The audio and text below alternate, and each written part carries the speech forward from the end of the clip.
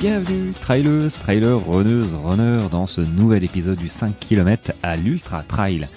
Podcast qui partage des conseils pour que vous puissiez courir et atteindre vos objectifs personnels dans la course à pied. Salut les amis, bienvenue dans ce nouvel épisode. Je vais te continuer la série. Alors je ne sais pas si c'est une série, mais allez, il y a une série à partir de 2 ou 3, on appelle ça une série, sur le matériel. Après t'avoir parlé, il me semble, de montres, puis de sacs d'hydratation hier, je te parle aujourd'hui de vestes. Ouais, les vestes, c'est pas mal ça les vestes, hein, les vestes imperméables. Alors, je ne suis pas là pour tester les vestes. Il y a des sites qui font ça très bien, tester des vestes de pluie. Vestes de pluie et vestes coupe-vent aussi. Alors, parce qu'on n'est pas sur YouTube, c'est quand même beaucoup plus facile d'imager les propos, surtout sur des tests, voilà. Et puis j'ai pas envie de t'expliquer, de te dire que telle veste est meilleure que telle veste, parce que c'est pas forcément vrai pour toi. Ça l'est peut-être pour moi, mais pas pour toi. Voilà, c'est comme les montres, c'est comme l'alimentation, c'est comme beaucoup de choses finalement, et c'est vraiment ça qui donne ce petit piment et toute cette complexité à ce sport qu'on fait, le trail et le running. C'est que ce qui va me correspondre à moi dans tous les domaines, peut-être que à toi, il n'y a rien qui va correspondre et ça va pas du tout le faire. C'est pour ça que moi, je donne des conseils, mais plutôt d'ordre, des conseils pour t'aider à choisir, à choisir ton alimentation, ton sac, ta montre, pour éviter un maximum que tu te trompes, que tu dépenses des sous pour rien, que tu aies peut-être des crampes d'estomac sur ta course, que tu aies un mauvais déjeuner parce que tu as mal déjeuné le matin, ce genre de choses, ou mauvais entraînement. Donc là, j'ai décidé de te parler de vestes. Alors, on va pas non plus épiloguer 40 minutes sur les vestes, mais les vestes, ça revient relativement rapidement. C'est vrai qu'on se pose la question, tiens, une veste, est-ce qu'il faut que j'en ai une? Alors, tout dépend de quand est-ce que tu as commencé à courir déjà, et même si c'est en été, même si c'est il y a longtemps, où tu es rodé à la course à pied, il y a un moment où tu devras peut-être changer de veste. Mais c'est vrai que les premières vestes, voilà, moi c'est un petit peu comme les montres. Bon, les premières vestes, première veste, généralement, moi, j'ai pas envie de mettre 200 € dans une veste de pluie avec le niveau que j'avais au début, c'est-à-dire courir sur du plat, courir en ville, sur une piste cyclable, ou courir juste 3 fois dans la semaine. Bon, est-ce que moi, ça vaut le coup de claquer 200 € dans une veste de pluie? Personnellement, non. Mais après, chacun fait comme il veut.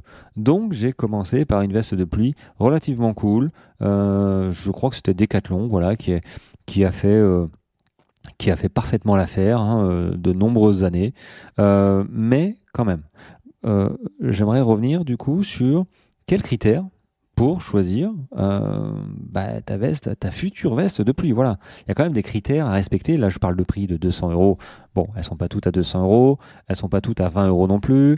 D'ailleurs, je te déconseille les 20 €. Tu sais, c'est les ponchos. Les ponchos quand on allait en montagne, tu vois. Quand je vais en montagne, hop, tu mets le poncho. Alors, est-ce que j'en ai vu qui couraient avec? Non, je crois pas. Mais par contre, ça doit être compliqué de courir avec la prise de vent. Donc, tu peux oublier le poncho, je pense. Qu'est-ce qui est important dans les critères à considérer, voilà, sur son choix d'une veste de pluie? Alors, déjà, on parle d'imperméabilité, dans les vestes de pluie. Généralement, côté marketing, c'est l'imperméabilité, la respirabilité. Voilà. Après, il y a tout ce qui est la coupe, l'ajustement, la capuche, le poids aussi. Voilà. Est-ce qu'elle est légère, elle n'est pas légère, la compacité. Est-ce que rouler en boule, elle prend de la place ou pas, ce genre de choses. Alors, qu'est-ce qui est vraiment important dans une veste de pluie, à part le prix?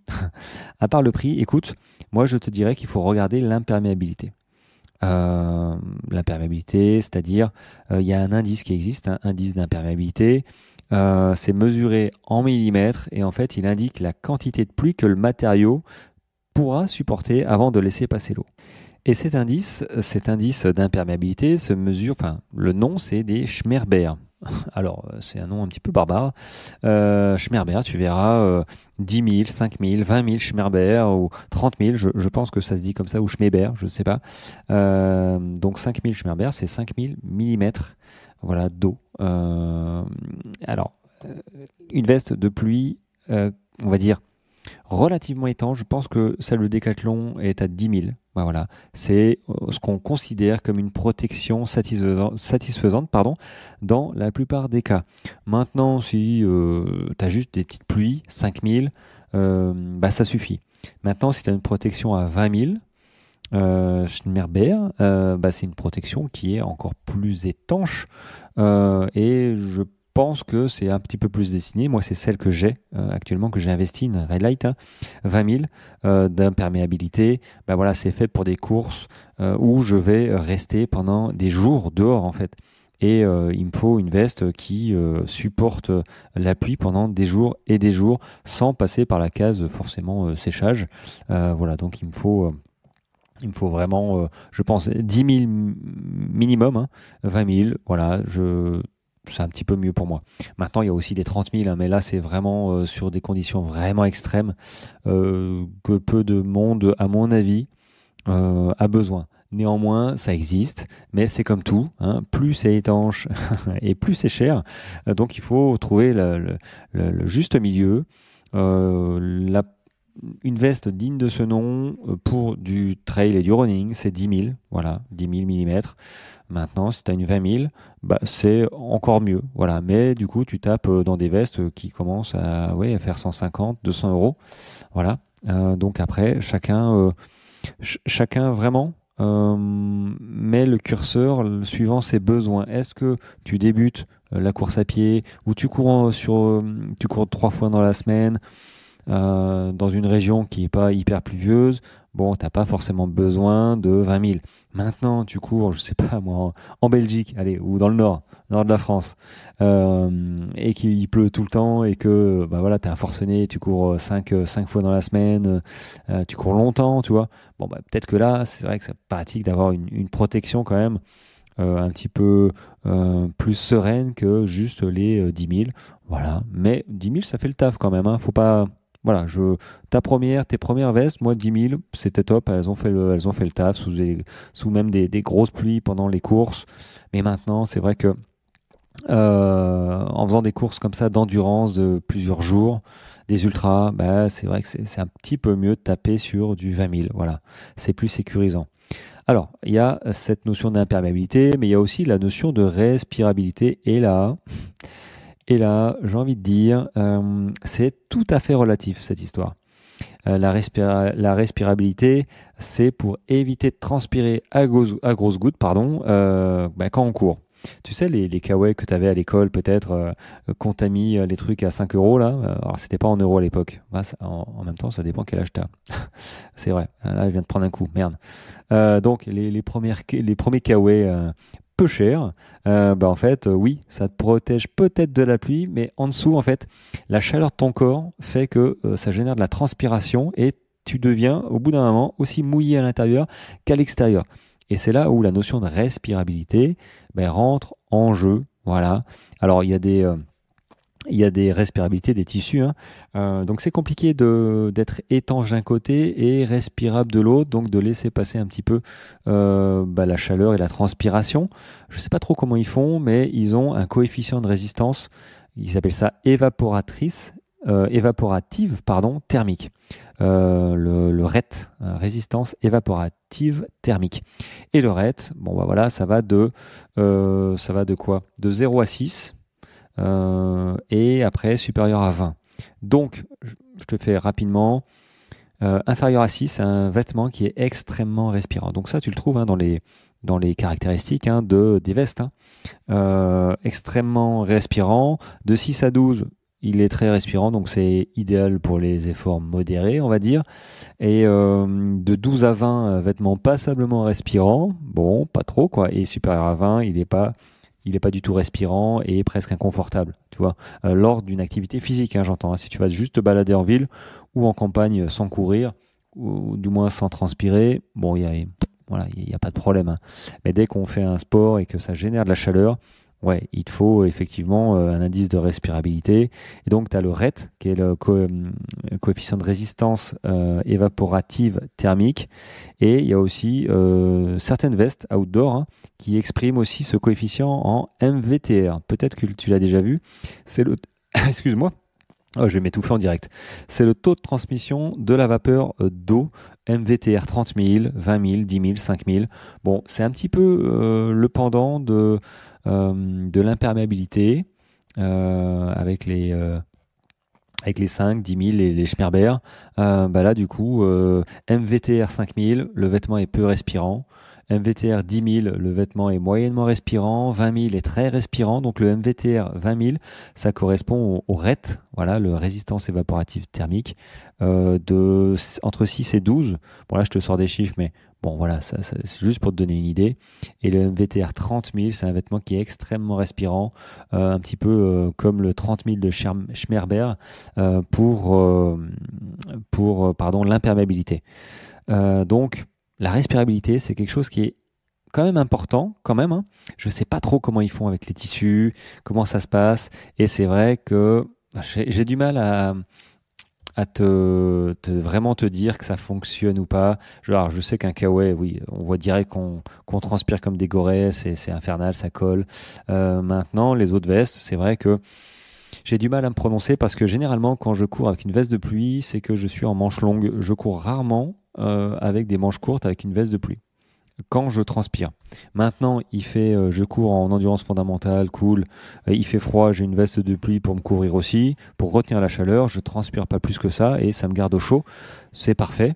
Mais de là à faire peut-être une séance de fractionné avec une veste de pluie, bon, ça n'a pas vraiment d'intérêt parce que sincèrement, si tu fais du fractionné, c'est que tu as chaud, c'est que tu vas pas t'emmerder avec une veste de pluie. Donc après, c'est vrai que la veste de pluie, généralement, on la met au-dessus des vêtements. Donc bon, le point de vue respirabilité, pour moi, c'est pas forcément essentiel. Maintenant, ça va de pair. Quand tu as une veste à 20 000 Schmerber, généralement, tu as la respirabilité qui tape aussi à 20 000. Donc, il faut pas non plus se faire des nœuds au cerveau. Il faut juste avoir accès, enfin, conscience que, ok, est-ce que la respirabilité est bonne, par exemple. Maintenant, c'est vraiment je trouve, les deux types d'indices à faire attention. Voilà, à faire attention quand tu choisis. Tu as le prix, mais le prix va avec ces deux indices-là. C'est assez proportionnel. Faut juste voir un petit peu, suivant ta pratique, est-ce que tu as besoin d'une veste à 250 € pour ça? Non, oui. Bon, après, c'est comme les montres, c'est toi qui vois. Maintenant, il y a tout ce qui est coupe et ajustement. Les sacs, tu vois, j'étais embêté avec ma dernière veste qui était une Décathlon. Alors, je fais de la pub dans les deux sens. Hein. Mais là, pour le coup, c'était un petit peu chiant pour moi parce que j'essayais de mettre ma veste par-dessus mon sac pour éviter d'enlever mon sac en course à pied. Hein. Et ça passait pas. Ça passait pas. J'étais trop tendu, trop de bras. Je n'arrivais pas à fermer la fermeture éclair. Donc, du coup, ça peut être aussi un indice, point de vue pratique. Ok, est-ce que toi, tu as besoin d'une veste avec peut-être un soufflet derrière, comme j'ai investi là sur Headlight, qui me permet de mettre ma veste par-dessus. Voilà, il y a peut-être des vestes qui prévoient ça aussi. Et ça, c'est vrai qu'il faut se connaître un petit peu. C'est pour ça que, voilà, moi, je te conseille simplement de partir sur une veste standard de 10 000. Ça fait le taf. Et puis après, tu vois un petit peu comment tes besoins. Voilà, est-ce que la capuche, voilà, est-ce que tu préfères avec une visière rigide ou semi-rigide, tu vois? Il y a vraiment les capuches sont faites un petit peu différemment. Et puis le poids et la compacité c'est vrai que, est-ce qu'elles se rangent?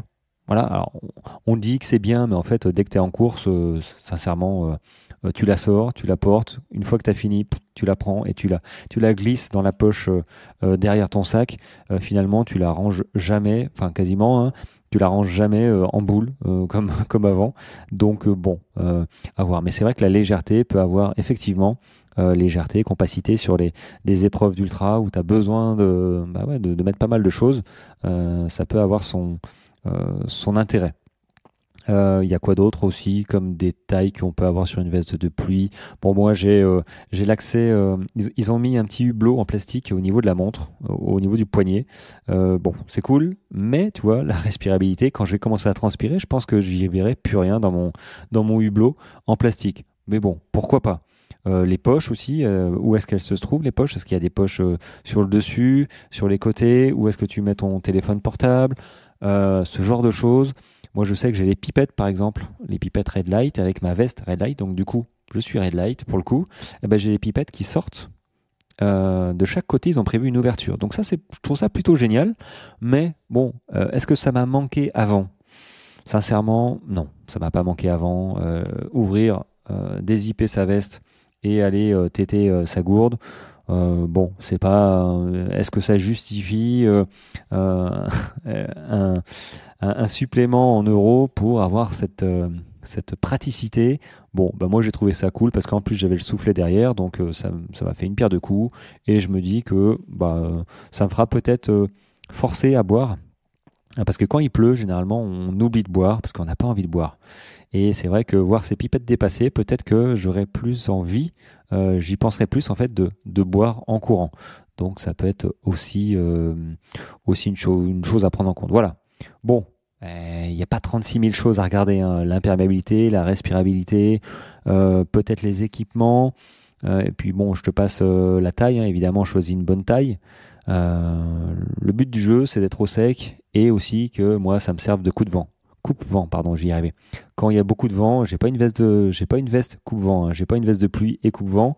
Bon, je prends ma veste de pluie, je rentre un petit peu la capuche à l'intérieur, je la roule et je la mets derrière mon dos en fait pour éviter qu'elle ballotte parce que j'aime pas trop quand ça ballotte et elle me sert de coupe-vent et ça fait le taf, voilà, tout simplement. Voilà, bah écoute, c'était juste mon petit point matériel, veste de pluie. J'espère que ça t'aura apporté quelques éclairages si tu en avais besoin. Voilà. Et bah écoute, merci encore de tes écoutes. Si tu veux en parler sur les réseaux, fais-toi plaisir. Je retransmettrai ta story parce que ça marche dans les deux sens. La visibilité marche dans les deux sens et je sais que vous êtes nombreux à m'écouter, même si on est l'été, qu'il y a un petit peu moins de monde parce que voilà, les gens ils ont cassé un petit peu leur routine et c'est plutôt une bonne chose de casser sa routine. Ça permet de retrouver un petit peu de fraîcheur mentale quand on revient. On est plus en forme normalement, on a plus envie.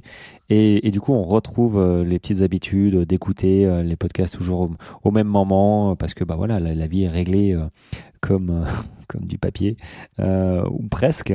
Mais voilà, merci à toi de tes écoutes.